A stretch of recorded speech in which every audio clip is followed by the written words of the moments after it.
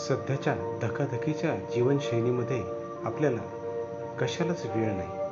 पण आपण योगासने आणि व्यायाम करायला जर वेळ दिला तर आपलं जीवन नक्कीच निरोगी, आनंदी आणि दीर्घायुष्य होईल.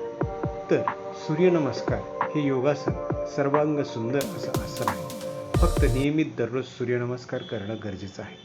सूर्यनमस्कारामुळे आपल्या कॅलरी लवकर बर्न होतात, चयापचयाची क्रिया सुधारते, शरीर लवचिक होते, स्नायू बळकट आणि मजबूत होतात. पचनक्रिया सुधारण्यासाठी अतिशय उत्तम आसन आहे.